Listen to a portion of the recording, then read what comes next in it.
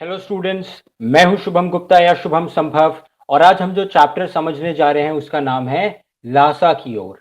बच्चों, ये जो चैप्टर है ये एक यात्रा वृतांत है, यानी कि एक ट्रैवल स्टोरी है। ये क्लास 9th हिंदी कोर्स ए का चैप्टर है ना। आपके ऐसे तो आपका पहला चैप्टर जो है वो है दो बैलों की कथा, पर वो जो चैप्टर है वो मैं ऑलरेडी कवर कर चुका हूँ। उसकी वीडियो जो है आप चैनल पे सर्च कर सकते हैं। दूसरा ये जो चैप्टर है लासा की ओर, ये दरअसल एक यात्रा वृतांत है। लासा जो जगह है वो तिब्बत की राजधानी है। तिब्बत ऐसे तो एक स्वतंत्र देश नहीं है, पर तिब्बत की अपनी एक राजधानी है जिसका नाम है लासा।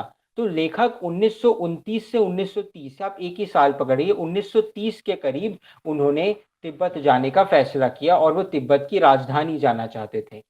उस वक्त का माहौल कैसा था, उस वक्त यात्रा में उन्होंने क्या क्या चीजें देखी, उनके अनुभव कैसे थे। प्लस एक सबसे इंपॉर्टेंट क्वेश्चन जो इस चैप्टर से बार बार आता है कि तिब्बतीय समाज उस वक्त कैसा था, वो आपको इस पाठ में धीरे धीरे आगे बताया जाएगा।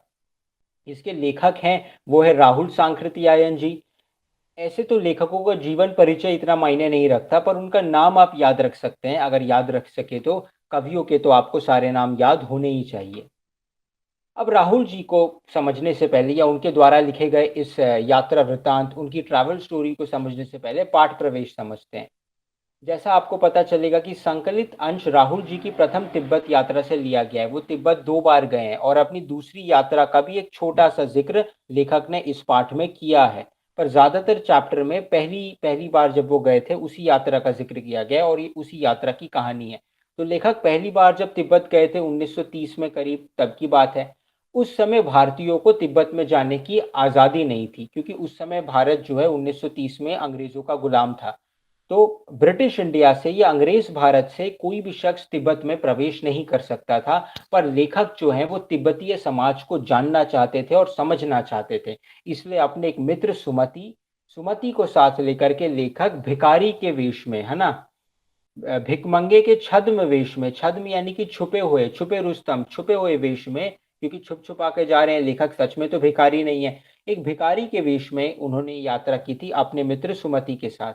और इसमें वो तिब्बत की राजधानी लासा की ओर जा रहे थे। जैसा मैंने बताया, वहां जाने के लिए जो दुर्गम रास्ते जो थे, जो कठिन रास्तों का उन्हें सामना करना पड़ा, और जो चीजें उनके साथ रास्ते में हुई, जो उनके साथ घटा, वो सब जो है इस पाठ में आपको बताया गया है। और जैसा मैंने बताया तिब्बती समाज के बारे में।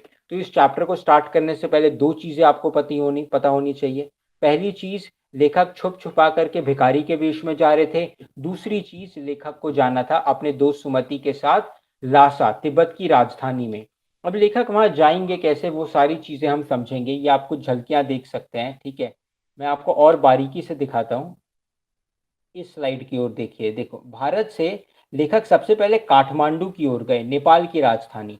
उसके बाद नेपाल की राजधानी से लेखक लेखक को जाना था यहाँ पर, यानी कि तिब्बत की राजधानी में। नेपाल की राजधानी से लेखक को जाना था तिब्बत की राजधानी पर। काठमांडू से लासा, पहले भारत से नेपाल गए, नेपाल में काठमांडू, और वहां से लासा गए। तो नेपाल का नहीं, तिब्बत में लेखक ने क्या क्या देखा वो सारी चीजें जो हैं आपको बताई जाएगी। लासा आज भी चीन में मौजूद है। तो चलिए फटाफट पाठ शुरू करते हैं, ठीक है। ये इंट्रोडक्शन तो मैंने आपको दे दिया कि ये पाठ एक यात्रा वृतांत है। लेखक के साथ उनके एक मित्र है सुमति, लेखक भिखारी के वेश में यात्रा कर रहे हैं। और उस समय भारतीयों को तिब्बत में आने की अनुमति नहीं थी, ठीक है। पाठ का सार समझते हैं। सबसे पहले आप देख सकते हैं कि नेपाल जो है और ख़ास तौर पे तिब्बत जो है, वहाँ का समाज कितना सुंदर है, कितना खूबसूरत है। ऐसे तो आजकल टेक्नोलॉजी काफ़ी बढ़ गई है, आर्किटेक्चर भी बदल गया है, नई-नई तरह की बिल्डिंग्स बनाई जा रही है। पर फिर भी ये जो इस तरह की इमारतें जो हैं, ख़ास तौर पे इस तरह की, ये आपको आराम से तिब्बत में देखने को मिलेगी। और तिब्बत का समाज आज भी अपनी पवित्रता के लिए जाना जाता है। पर हाँ, बौद्ध धर्म को स्थापित जिसने किया, गौतम बुद्ध, है ना, या सिद्धार्थ जिनको कहते हैं, वो तो भारत में ही थे। और भारत के बिहार बोध गया में उन्होंने सर्व ज्ञान प्राप्त कर लिया। एनलाइटेंड हो गए। एनीवेज, चलिए समझते हैं। लेखक की पहली यात्रा थी जो उन्होंने भिखारी के वेश में की थी। यहाँ से जो पाठ है वो शुरू होता है। एक सेकंड, मेरा माउस, हाँ। लेखक ने जब तिब्बत की यात्रा की थी तब फटी कलितपोड़ का रास्ता नहीं बना था। अब मैं आपको पहले बता देता हूँ होने क्या वाला है, फिर हम माइनर डिटेल्स में जाएंगे। कि लेखक जो है मैंने बताया वो भारत से पहले नेपाल गए और नेपाल से तिब्बत की राजधानी लासा जाना था उनको। तो जब वो नेपाल तो पहुंच गए, नेपाल से जब उनको लासा जाना था, तिब्बत में जाना था, तो वहां जाने का सिर्फ एक ही रास्ता था और कोई रास्ता नहीं था। यहाँ पे एक रास्ते का नाम अभी जिक्र किया गया, फटीकलिडपोड का रास्ता। ये रास्ता बाद में खुला, पहले ये रास्ता नहीं था। तो पहले एक ही रास्ता था। सर उस रास्ते का क्या नाम है? कोई नाम नहीं है। आपको बस आपको ये नाम कलिडपोड नाम ये याद रखने की भी जरूरत नहीं है। आपको बस शुरू में विद्यार्थियों छात्रों ये पता होना चाहिए कि तिब्बत जाने का एक मार्ग रास्ता था। देखिए तिब्बत जो है वो एक पर्वतीय क्षेत्र है, यानी कि पहाड़ों पर बसा एक शहर है। तो वहां पे ऐसा नहीं है कि अरे सीधा नहीं जा सकते तो चलो घूम कर जाते हैं, नहीं तो इधर से घूम के जाते हैं, नहीं, बहुत मुश्किल होता है। हाँ, आज के समय में और जैसे जैसे जमाना आगे बढ़ता गया नए नए रास्ते बनाए गए, पर पहले एक ही रास्ता था और लेखक को उस एक रास्ते से जाना पड़ा। लेखक हमें ये भी बताते हैं कि जब वो अपने मित्र सुमति के साथ उस रास्ते से जा रहे थे, तब उन्होंने रास्ते में बहुत सारी चीनी सेना की चौकियां देखी, चीनी सेना के कैंप देखे उन्होंने। हालांकि चीनी सेना अब वहां पर पहरा नहीं देती थी 1930 में, अभी देती होगी, 1930 में नहीं देती थी।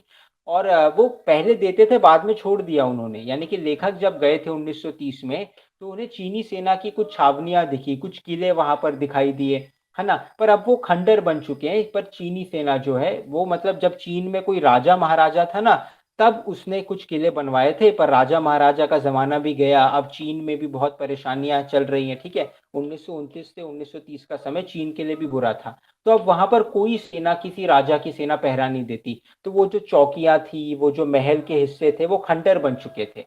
तो ये वो रास्ता था जो एकमात्र रास्ता था जिससे लेखक अपने मित्र सुमति के साथ तिब्बत जा रहे थे। उस रास्ते से चीनी सेना आती जाती थी और उसी रास्तों को व्यापारी भी इस्तेमाल करते थे कि अगर आपको चीन में व्यापार के लिए जाना है, चीन में भी नहीं, खास तौर पे अगर आपको तिब्बत में जाना है, क्योंकि तिब्बत में जाने का उस समय वो एकमात्र रास्ता था, एक ही रास्ता था। तो अगर आपको तिब्बत में व्यापार के लिए जाना है या तिब्बत से कुछ सामान लेकर के आना है, तो आप उसी रास्ते का इस्तेमाल जो है वो करते थे, जो कि व्यापारी रास्ता था, है ना।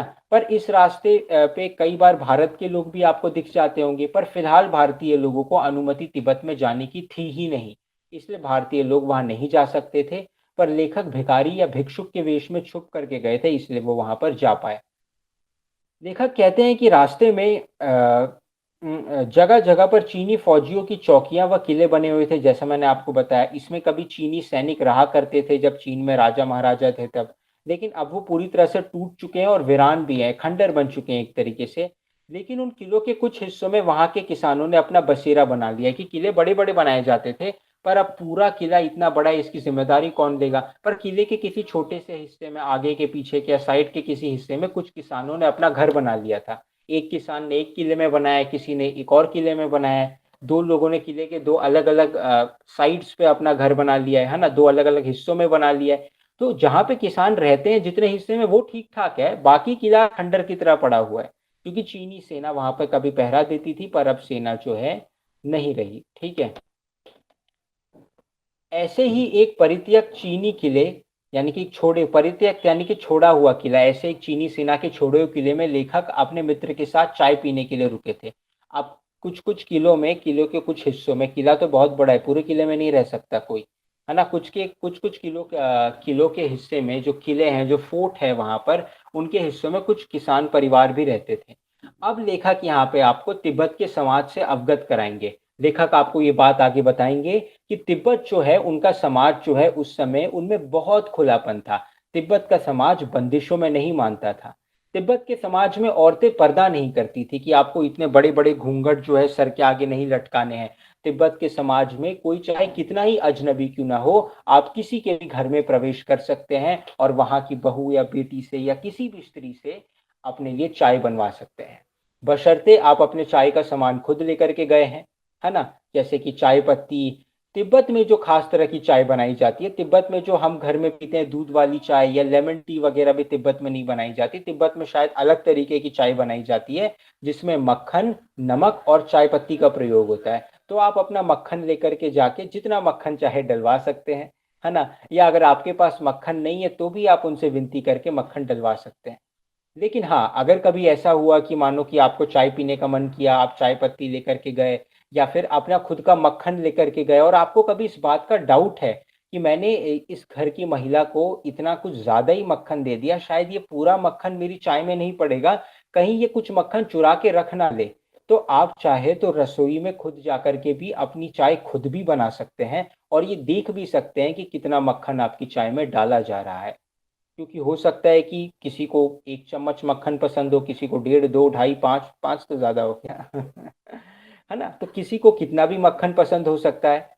तो ये चीज़ जो है ये तिब्बत के समाज में कमाल की थी कि आप चाहे तो चुन सकते हैं, देख सकते हैं और वहाँ की माताएँ-बहनें जो हैं आपको चाय पिलाकर माफ़ कीजिए चाय बनाकर अवश्य पिलाएँगी। किंतु हाँ, लेखक ये भी बात बताते हैं इस पाठ में कि जो एकदम ही मतलब नीचे स्तर के भिखारी थे, नीचे यानी कि मैं जाति-पाति की बात नहीं कर रहा, एकदम ही गरीब भिखारी जो थे, एकदम ही भिक्षुक, एकदम जो मतलब द्रव्य भिक्षुक थे ऐसा आप कह सकते हो, उनको कोई भी अपने घर में प्रवेश नहीं करने देता था क्योंकि सबको चोरी का डर था।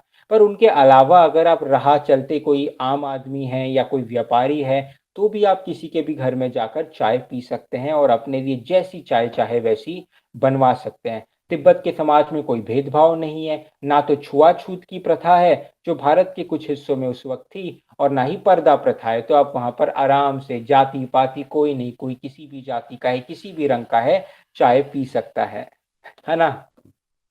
हाँ, जहाँ जो यहाँ लिखा है, हाँ, चोरी के डर से निम्न स्तर के भिखारियों को यानी कि बहुत निचले स्तर के, बहुत ही ज़्यादा गरीब भिखारियों को घरों में घुसने नहीं दिया जाता था क्योंकि उनको डर लगता था कि ये कुछ चोरी ना कर दे। मगर अपरिचितों के घरों के अंदर आने-जाने में कोई रोक-टोक नहीं थी। अपरिचितों द्वारा चाय का सामान देने पर घर की महिलाएँ, बहू या सास उन्हें चाय बनाकर दे देती थी।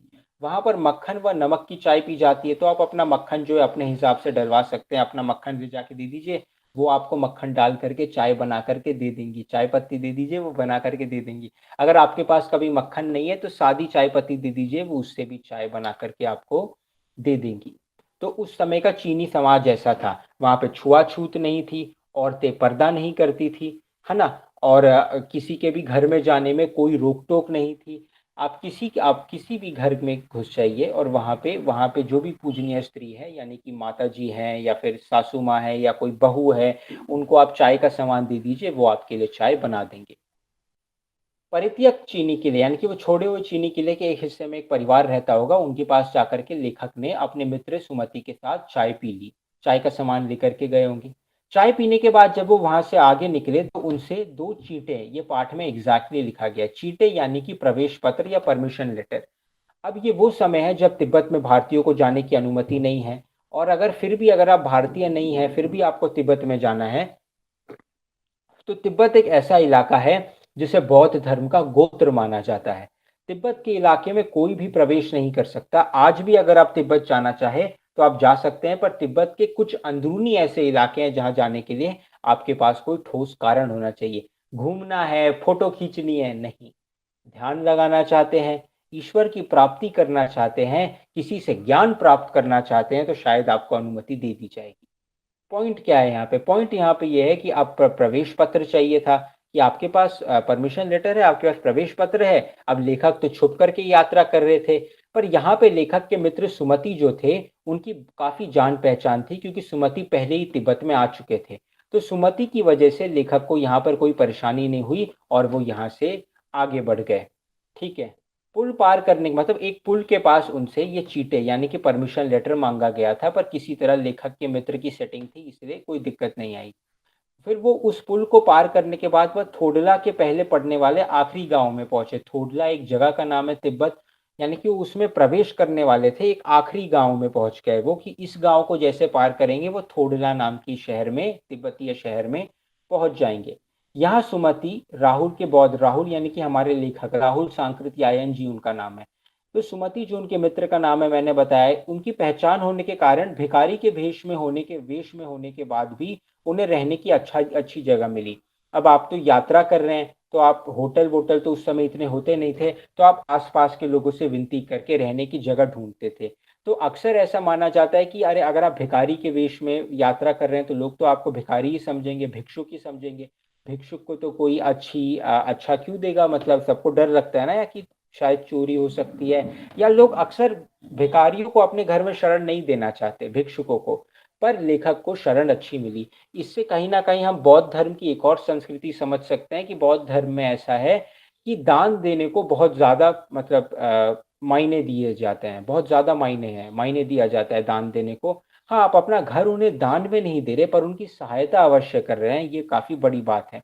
क्योंकि लेखक जो है आपको आगे बताते हैं कि कुछ वर्ष बाद, है ना? ये तो वो अब आए थे भिखारी के वेश में, फिर भी उनको अच्छी जगह मिल गई रहने के लिए। लेखक फिर आगे बताते हैं कि 5 साल बाद जब वो इसी रास्ते से वापस लौट रहे थे कि अभी तो लेखक आपको आज की यात्रा के बारे में अपनी बताएँगे।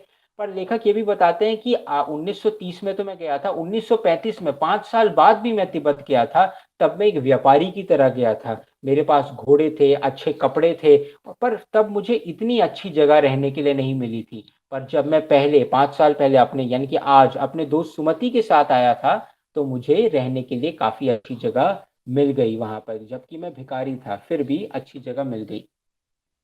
फिर लेखक आगे बताते हैं कि यात्रा का अगला लक्ष्य डांडा था, ठीक है? डांडा पहुँचने के लिए आपको थोडला पार करना था। थोडला जो है, ठीक है, यहाँ पे भी थोडला लिखा है देखिए, जहाँ पे इस वक़्त मैं अपना माउस जो है आपको दिखा रहा हूँ। थोडला एक पहाड़ है एक तरीके से, है ना? यानी कि एक पहाड़ पार करना था उनको जो सबसे कठिन हिस्सा था। अब पहाड़ पार करना है आपको क्योंकि डांडा माफ़ कीजिए मैंने ग बताया था ना थोडला जो है वो एक शहर का नाम है तिब्बत में। डांडा जो है वो पहाड़ का नाम है। अब लेखक जो है थोडला से पहले यानी कि एक आखिरी गाँव में थे, वहाँ वो रुके थे। वो गाँव पार करते ही वो थोडला में प्रवेश करेंगे। पर गाँव से निकलने के बाद एक लंबा पहाड़ उनके रास्ते में आया कि अब आपने गाँव तो पार कर लिया, अब इस पहाड़ को भी पार करो तब जाके आप थोडला में पहुँचेंगे। उस पहाड़ का नाम था डांडा। तो अब लेखक को उस डांडा पहाड़ पर चढ़ना पड़ेगा क्योंकि टनल तो है नहीं ना, गुफ़ा खोद के थोड़ी जा सकते हो। पहाड़ पे चढ़कर ही पार करना पड़ेगा, घूम करके जाओगे तो और समय लगेगा। वो जो पहाड़ था करीब 1600 से 1700 फीट की ऊंचाई पर था और इसके कारण आसपास किसी गांव का नामो निशान नहीं था कि पहाड़ जो है बहुत ऊंचा है तो पहाड़ के निचले हिस्से में कुछ गांव होंगे यानी कि कुछ लोग रहते होंगे पर ऊंचाई पर कोई नहीं रहेगा इतना तो आसपास कोई गांव नहीं है यानी कि कोई लोग नहीं है पहाड़ की 1600-1700 फीट की ऊंचाई पर आपको मदद के लिए कोई नहीं मिलेगा क्योंकि आसपास कोई रहता नहीं है डाकुओं की छिपने के लिए यह सबसे सुरक्षित जगह थी। लेखक फिर आपको आगे बताते हैं कि इस पहाड़ पर डांडा पहाड़ पर डाकू छुपे रहते थे और डाकू आसपास इस पहाड़ से जो व्यापारी होकर के गुजरते थे क्योंकि अगर आपको थोडला शहर पहुंचना है तो ये पहाड़ जो है पार करना ही पड़ेगा नहीं तो आप नहीं पहुंच सकते। तो व्यापारी जो जाते थे उनको ये डाकू लूट लेते थे और क्योंकि तिब्बत में आपको ये भी पता होने चाहिए कि ये जो डाकू है ये मतलब इन सब इलाकों में, पहाड़ों में, सुनसान इलाकों में जहाँ गाँव वगैरह लोग ज़्यादा नहीं रहते, ज़्यादा एक्टिव होते थे और यहाँ पर अक्सर लूट-पाट या हत्याएँ हो जाती थी लोगों को। पर लेखक को कहीं न कहीं ज़्यादा डर नहीं था इन सब चीज़ों का क्योंकि लेखक और उसके मित्र सुमति भिखारी के वेश में यात्रा कर रहे थे, तो कोई भी डाकू किसी भिखारी को क्यों लूटेगा? ऐसे भी कुछ तो उसको लगेगा क्या मिलेगा इनके पास। हाँ, अगर आप व्यापारी हैं तो आपके लूटने के चांसेस जो हैं काफ़ी ज़्यादा बढ़ जाते हैं। तो लेखक को तो कोई चिंता नहीं थी, पर कहीं न कहीं मन में फिर भी डर था। डर क्यों था? वो भिखारी के वेश में है, उनको ये लग रहा था कि भिखारी को कौन डाकू लूटेगा। लेकिन फिर भी डर इस बात का था कि तिब्बत में हथियार का कानून नहीं था। जैसे बच्चों आपकी जानकारी के लिए मैं आपको एक बात बता दूँ कि इंडिया में एक आर्म्स एक्ट है। तो आर्म्स एक्ट के तहत कोई भी आम शख्स अपने घर में बंदूक या फिर प्रोफ़ेशनल वेपन्स नहीं रख सकता। चाकू-छुरी आप खरीद करके रख सकते हैं, पर जैसे बंदूक हो गई या फिर तोप हो गई, हैंड ग्रेनेड्स हो गए, है ना? वो कट्टा वगैरह की बात नहीं कर रहा मैं, कोई भी प्रोफ़ेशनल वेपन जो है, आप नहीं रख सकते। पर यूनाइटेड स्टेट्स में ऐसी बात नहीं है। अगर आप एक पर्टिकुलर एज ग्रुप में आते हैं और उसके बाद आपकी कुछ एसेट्स हैं, तो आप हथियार खरीद सकते हैं। तो ऐसा कुछ देशों में कुछ आर्म्स एक्ट जैसे यूनाइटेड स्टेट्स में नहीं है, वैसे पुराने ज़माने में तिब्बत में भी नहीं था। ये तिब्बत में जो है आप हथियार लेकर के बेधड़क घूम सकते हैं, हथियार खरीद सकते हैं, खुद बनवा सकते हैं, किसी को वहाँ की सरकार को इससे कोई आपत्ति नहीं है। तो हर कोई हथियार लेकर के घूमता था। तो जो डाकू है उनके पास भी हथियार होंगे, है ना? नहीं तो अगर हथियार हर किसी को नहीं मिलते तो डाकुओं को भी मुश्किल होगा ना, वो कहाँ से हथियार खरीदेंगे? पर डाकू भी आम शख्स की तरह हथियार खरीदते थे और जो भी उनके रास्ते में आता था उसे मार देते थे क्योंकि डाकू ये पाठ में लिखा गया है क्योंकि डाकुओं को भी इस बात का डर होता था कि अब तो क्योंकि तिब्बत तिब्बत में तो ये अपना हथियारों का कानून नहीं है ना? तो हथियार का कानून यहाँ पे नहीं है, तो फिर हो सकता है कि जिस व्यापारी को मैं लूटने वाला हूँ, उसके पास हथियार हो, तो अगर मैं उसे नहीं मारूँगा तो वही मुझे मार देगा। इसलिए डाकू जिसको भी देखते थे, जिसको भी उन्हें लूटना होता था, पहले गोली मारते थे, उसके बाद जाकर के देखते थे कि इसके पास कुछ कीमती है या नहीं। वो आप फ़िल्में मत समझिए कि डाकुओं को, "ए हाथ ऊपर कर।" फिर आप हाथ ऊपर करोगे, फिर वो आपका पैसा लेंगे और चुपचाप निकलेंगे। नहीं, पहले गोली मारेंगे, फिर देखेंगे लूटने के लिए क्या है। तो लेखक को ने ये सारी कहानियाँ सुनी थी, तो वो और ज़्यादा डरे हुए थे। पर कहीं न कहीं लग रहा था हम भिखारी की तरह जा रहे हैं, तो हमारे पास कुछ होगा नहीं, तो लोग हमें तो नहीं लूटेंगे। लेकिन थोडला पहाड़ की उस दुर्गम चढ़ाई में जाना बहुत मुश्किल था कि लेखक कोशिश कर रहे थे उस पहाड़ पर चढ़ने की, ठीक है? और उनका अगला पड़ाव जो था वहाँ से करीबन 1617 मील की दूरी पर था, यानी कि 1617 माइल्स की दूरी पर था। इसलिए दूसरे दिन उन्होंने, लेखक व उनके दोस्त सुमति ने डांडे की चढ़ाई घोड़े से की, कि डांडे की चढ़ाई यानी कि डांडा जो पहाड़ था, उसकी चढ़ाई जो है उन्होंने कुछ हद तक तो पैदल-पैदल चढ़ करके की। उसके बाद वो चढ़ाई धीरे-धीरे जितनी ऊँचाई पर जा रहे थे और मुश्किल होती गई और कठिन होती गई। तो फिर लेखक ने अपने मित्र सुमति से कहा कि हम कुछ घोड़े ले लेते हैं और इन घोड़ों से जो है अपनी से आगे की चढ़ाई करते हैं, वरना आगे की चढ़ाई हमारे लिए बहुत कठिन हो जाएगी। पहाड़ के ऊपर पहुंचे, माफ कीजिए, पहाड़ के ऊपर पहुंचने पर उन्होंने देखा कि दक्षिण पूर्व की ओर बिना बर्फ और हरियाली के नंगे पहाड़ दिखाई दे रहे हैं, तथा उत्तर की ओर पहाड़ों पर कुछ बर्फ दिखाई दे रही है। अब ये आपको इतना याद रखने की ज़रूरत नहीं है, बस इतना समझिए कि जब वो पहाड़ के ऊपर चढ़ चढ़ रहे थे घोड़ों से लेखक और उनके मित्र सुमति, तो उनको एक तरफ तो नंगे पहाड़ दिखाई दे रहे थे, ठीक है? कि मतलब नंगे यानी कि मतलब उनके ऊपर ज़्यादा पैदावार नहीं है और उनके ऊपर बर्फ नहीं है, सादे पहाड़ है। और एक ओर उनको पूरब की ओर जो है हिमालयाज़ की तरफ जो है, बर्फ से थोड़े-थोड़े बर्फ वाले पहाड़ जो है, वो दिखाई दे रहे थे। उनमें से एक पहाड़ पर एक स्थानीय देवता का मंदिर भी था। पहाड़ से उतरते समय लेखक का घोड़ा थोड़ा धीरे चलने लगा, जिससे उनके साथी आगे निकल गए। वो रास्ता भटक गए और वे यानी कि लेखक जो है, लेखक का घोड़ा शायद थोड़ा थक गया होगा या उसको कुछ प्रॉब्लम हो गई होगी। वो बाकी लोगों के यानी कि लेखक सिर्फ अपने दोस्त के साथ नहीं थे, लेखक के दोस्त सुमति ये और लेखक ये 2 लोग हैं, प्लस अब रास्ते में लेखक को और कुछ लोग मिल गए थे जो आगे बढ़ रहे थे। तो इन लोगों का पूरा जमावड़ा एक साथ जा रहा था, तो सब के सब घोड़े पर थे। इस पूरे जमावड़े में से सिर्फ एक लेखक का ही घोड़ा था जो धीरे चलने लगा और बाकी लोग नॉर्मल स्पीड पे चल रहे थे, तो लेखक थोड़ा पीछे छूट गए। तो लोगों को लग रहा था कोई बात नहीं, हमें देख तो सकता है, हमारे पीछे पीछे आएगा, पर लेखक से यहाँ पर एक गलती हो गई क्योंकि वो पीछे पीछे चल रहे थे, है ना? तो वो अपना रास्ता जो है भटक गए और उन्होंने एक गलत रास्ता ले लिया बाईं ओर। उनको एक एक मोड़ आया, वहां से उनको राइट जाना था यानी कि दाएं ओर जाना था, पर लेखक ने बाईं ओर जो है अपना टर्न ले लिया। तो लेखक जो है उस गलत रास्ते पर करीब 1.5 मील आगे चले गए। फिर कुछ आसपास के लोगों से उन्होंने पूछा, है ना, क्योंकि पहाड़ पे लोग तो दूरी पर ही रहते हैं। तो 1.5 मील जाने के बाद उन्होंने आसपास के लोगों से पूछा, तब उनको पता चला एक गलत रास्ता है। तो 1.5 मील लेखक वापस चल कर के आए उस डाइवर्जन पे, और फिर वो सही रास्ते पे गए और वहां पे उनके मित्र जो है सुमति, वो उनकी प्रतीक्षा कर रहे थे। तो सुमति पहले बहुत क्रोधित हो गए, बहुत नाराज हो गए कि लेखक ने गलती की और वो गलत रास्ते पे चले गए। 1.5 मील जाने में समय लगा, आने में समय लगा, ऊपर से घोड़ा थका है तो और समय लगा होगा आने में, है ना? पर कि अब देरी हो गई काफी, सुमति थोड़ा नाराज हो गए। पर सुमति को गुस्सा जितनी जल्दी आया था, वो जितना जल्दी नाराज हुए थे, उतना ही जल्दी उनकी नाराजगी जो है वो बिल्कुल चली भी गई। उनका गुस्सा जो है ठंडा भी हो गया और वो लोग आगे एक बहुत ही अच्छी जगह पर ठहरे। उसके बाद वो तिडरी के मैदान में पहुंचे, जो पहाड़ों से घिरा एक टापू था, जिसके सामने एक छोटी सी पहाड़ी यानी कि एक तिडरी के मैदान जो है पहाड़ों से घिरा हुआ एक टापू था, यानी कि एक आइलैंड था जिसके चारों तरफ जो है पहाड़ है, वो वहां पर पहुंचे। जिसके सामने एक छोटी सी पहाड़ी दिखाई पड़ती थी जिसका नाम तिडरी समाधि गिरी था। आसपास के गांवों में सुमति के बेहद परिचित थे, इसलिए वो उनसे मिलना चाहते थे और उन्हें बोध गया से लाए कपड़ों के एक गंडे भी देना चाहते थे।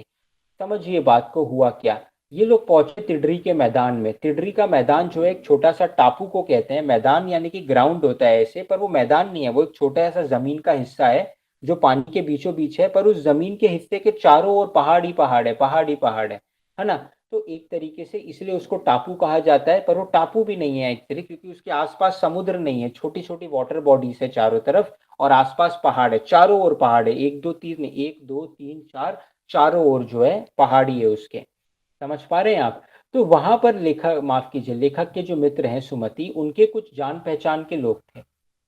लेखक के मित्र सुमति के कुछ जान पहचान के लोग थे। सुमति उनसे मिलना चाहते थे और बोध गया से लाए हुए, बोध गया वो वही जगह है बिहार में जहाँ पे गौतम बुद्ध को या सिद्धार्थ जी को संपूर्ण ज्ञान या सर्वस्व ज्ञान प्राप्त हो गया, आत्मज्ञान की प्राप्ति हो गई, आप ऐसा भी कह सकते हैं, जहाँ पे वो एनलाइटेंड हो गए एक बोधि पेड़ के नीचे बैठ करके।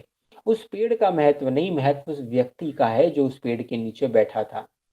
अब पॉइंट यहाँ पे क्या है कि वो बोध गया से यानी कि गौतम बुद्ध की भूमि से एक तरीके से क्या लेकर के आए थे, कपड़ों के गंडे लेकर आए थे, जो वो वहां अपने दोस्तों को तिडरी के मैदान में जो उनके दोस्त थे उनको देना चाहते थे। अब कपड़ों के गंडे क्या होते हैं मैं आपको आगे फोटोज दिखाऊंगा, फिलहाल ऐसे समझा देता हूँ। गंडे यानी कि वो कुछ कपड़ों के कपड़े होते हैं जिनको लपेटा गया होता है, उन कपड़ों में कुछ गांठ बांधी गई होती है, और पहले गांठ बांधने से पहले उन कपड़ों में कुछ मंत्र लिखे होते हैं, उन कपड़ों को अभिमंत्रित किया जाता है, कुछ मंत्र लिखे होते हैं, उसके बाद उन कपड़ों में गांठ बांधी जाती है, और ये गांठ बांधे हुए कपड़े किसी को आप दे सकते हैं, तो ये कपड़े देना अच्छा माना जाता है। तो लेखक के मित्र सुमति अपने कुछ मित्रों के लिए, दोस्तों के लिए जो तिडरी के मैदान में रहते थे, ऐसे गंडे लेकर के आए थे, तो उन्हें ये देना चाहते थे, तो वो वहां गए लेखक को साथ लेकर के और उन्हें उन्होंने ये सारी चीजें दे दी। पर लेखक जो है कहीं न कहीं मना कर रहे थे, लेखक तो कुछ लेकर के आए नहीं थे। लेकिन लेखक ने ये वादा ज़रूर किया था कि अपने दोस्त से कि वो कुछ पैसे दे देंगे, है ना? क्योंकि लेखक जो है शायद थोड़े अमीर होंगे या उनके पास तो कुछ गंडे-वंडे, कुछ मंत्रों की मतलब कुछ ऐसे ख़ास कुछ धार्मिक चीज़ तो है नहीं। तो उन्होंने अपने मित्र को पैसे देने के वादे किए कि मैं तुमको बाद में जाके पैसे दे दूँगा। इस बात पर सुमति मान गए और उन्होंने आगे बढ़ना शुरू कर दिया, ठीक है? उन्होंने सुबह चलना शुरू नहीं किया था, इसलिए उन्हें कड़ी धूप से आगे बढ़ना पड़ रहा था कि वो अगर जल्दी निकल जाते सूरज उगते ही, तो सुबह-सुबह इतनी धूप नहीं होती, पर उन्होंने थोड़ा लेट किया निकलने में और जब तक उन्हों वो थोड़ा आगे बढ़े तब तक दोपहर हो गई। तो लेखक और उनके मित्र सुमति को अब बहुत धूप लग रही थी। कूली ना मिलने पर वे अपना सामान, अब घोड़ा कितना आगे तक जाएगा, ठीक है? वो लोग शायद तिडरी के मैदान तक गए, फिर उन्होंने घोड़ा वगैरह छोड़ दिया होगा। अब उनका जो सामान था पूरा वो उन्होंने अपने कंधों पर लाद लिया। आसपास कोई कूली जो है उनको नहीं मिल रहा था। उस समय भी कूली होते थे। कूली सिर्फ रेलवे स्टेशन पर नहीं होते, हर जगह होते हैं, ठीक है? तो कूली जो है वो कोई मिल नहीं रहा था, तो लेखक और उनके दोस्त को खुद ही अपना अपने अपने सामान अपने पीठ पर उठाने पड़े, ठीक है? और धूप में जो है डंडा सा हाथ में लेकर के कहीं गिर ना जाए, बैलेंस करने के लिए, प्लस क्यों पहाड़ पे चढ़ रहे हो ना, तो डंडे की ज़रूरत पड़ती है। और अगर कुछ किसी ने हमला किया तो अपने आत्मरक्षण के लिए भी किसी जानवर ने या किसी व्यक्ति ने डंडा बहुत ही आवश्यक है। तो डंडा लेकर के ये लोग चल रहे थे।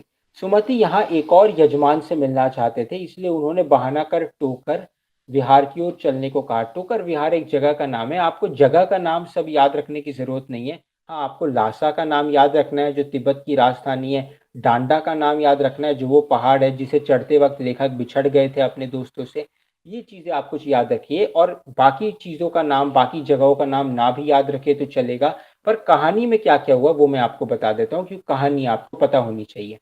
तो अब ये लोग खुद ही अपना सामान ढो करके चल रहे थे डंडा लेकर के। अब हुआ ये कि रास्ते में एक और जगह आई, उस जगह का नाम क्या था? हाँ, उस जगह, हम्म, कूली ना मिलने पर वह सामान पीठ पर लादे और हाथ में डंडा लिए चल रहे थे। सुमति यहाँ एक और यजमान से मिलना चाहते थे, इसलिए उन्होंने बहाना पर टोकर विहार की, बहाना कर यानी कि बहाना कर टोकर विहार की ओर चलने को कहा। टोकर विहार उस जगह का नाम होगा। तो सुमति टोकर विहार में यानी कि एक जगह थी, वहां एक और एक शख्स से खास तौर पर मिलना चाहते थे, शायद वो उन्हें बहुत पहले से जानते होंगे, उनके मित्र होंगे। तो सुमति जो है उन्होंने एक बहाना किया कि यार चलो चलो ना इस रास्ते से चलते हैं। उन्होंने लेखक को पहले नहीं बताया कि इस रास्ते में मेरा एक दोस्त है जिससे मैं मिलना चाहता हूँ। उन्होंने ऐसे ही कहा कि इस रास्ते से चलते हैं, ज़्यादा अच्छा होगा। और वहां जब वो गए तो लेखक को बाद में ये बात पता चली कि सुमति उन्हें इस रास्ते से लेकर के गए, क्योंकि इस रास्ते में सुमति का एक दोस्त रहता था जिससे सुमति मिलना चाहते थे। अब तिब्बत की जमीन छोटे बड़े जागीरदारों के हाथों में बटी हुई है। इन जागीरों का बड़ा हिस्सा बौद्ध मठों को भी जाता है। अब होता क्या है कि तिब्बत की ज़मीन जागीरदार या आप ज़मींदार भी एक तरीके से कह सकते हैं, अगर हिंदुस्तानी कॉन्टेक्स्ट में या हिंदुस्तानी दृष्टिकोण से आप इसे समझना चाहते हैं तो, कि मतलब तिब्बत की जो ज़मीन है वो छोटे बड़े, कोई छोटे ज़मींदार है या जागीरदार है जिनके पास छोटी ज़मीन के टुकड़े हैं, कुछ बड़े ज़मींदार है जिनके पास, या जागीरदार है जिनके पास बड़ी ज़मीन के टुकड़े हैं। और बहुत सारी ज़मीन जो है बौद्ध धर्म के मठों को भी जाती है, मठ यानी कि आश्रम को, बौद्ध धर्म के आश्रम है उनके पास भी ज़मीन का काफ़ी कुछ हिस्से हैं, और काफ़ी आश्रम है तो काफ़ी ज़मीन के हिस्से बौद्ध धर्म के मठों के पास भी है, यानी कि आश्रमों के पास भी है। अपनी अपनी जागीर में हर जागीरदार कुछ खेती खुद भी करता था, जिसके लिए मजदूर उन्हें बेगार में मिल जाते थे। कि अब जिस जमीन जो है उस जमीन पर काफी लोग जो हैं, काफी जागीरदार जो हैं, वो खुद खेती करते थे। और खेती करने के लिए मतलब सारी चीजें खुद नहीं करते थे, खेती में काफी चीजें होती हैं और करने के लिए, तो वो चीजें करने के लिए कभी कभी उनको बेगार बेगार यानी कि काम करने के लिए लोग भी मिल जाते थे। मुफ्त में काम करने के लिए लोग जो है मिल जाते हैं, कि आसपास के लोग आते होंगे, तो वो जो वहाँ का जागीरदार है, जमींदार है, वो कहता होगा देखो तुम थके हुए हो या व्यापारी लग रहे हो, तुम मेरे खेत में कोई एक दो दिन खेती कर लो, तब तक तुम्हारे सामान का मैं ख्याल रखूंगा, और तुम मेरी जमीन पर रह सकते हो, चाहो तो मेरे घर में भी एक छोटा सा हिस्सा, और तुम्हारे खाने पीने का हम देख लेंगे। हाँ, तुमको पैसा नहीं देंगे, तुमको काम मुफ्त में करना पड़ेगा, पर तुम्हें हम अपने यहाँ रख सकते हैं और खाना खिला सकते हैं। तो क्योंकि पैसा नहीं मिलता था इसलिए उसको बेगार कहा जाता था। ठीक है। कई बार बौद्ध भिक्षु भी खेती की निगरानी किया करते थे, कि बौद्ध धर्म में भिक्षुक जो है, देखिए ये जो भिक्षुक लोग होते हैं बौद्ध धर्म में, या फिर हिंदू धर्म में हम जिन्हें योगी कहते हैं, संत महात्मा कहते हैं, इनका काम ज्ञान प्राप्त करना है और समाज सेवा करने का है। तो ये कभी धन अर्जन की अपेक्षा से कार्य नहीं करते, क्योंकि जब आप किसी चीज की उम्मीद लेकर के कुछ काम करते हो, कुछ पाने की लालसा से काम करते हो, तो बेसिकली आप काम कर रहे हो, मतलब वो सेवा नहीं हो गई। हाँ, आप काम कह सकते हो, आप उस चीज को व्यापार कह सकते हो, क्योंकि आपको भी सामने से कुछ मिल रहा है, पर आप उसको सेवा नहीं कर सकते। सेवा यानी कि दान, सेवा यानी कि भक्ति।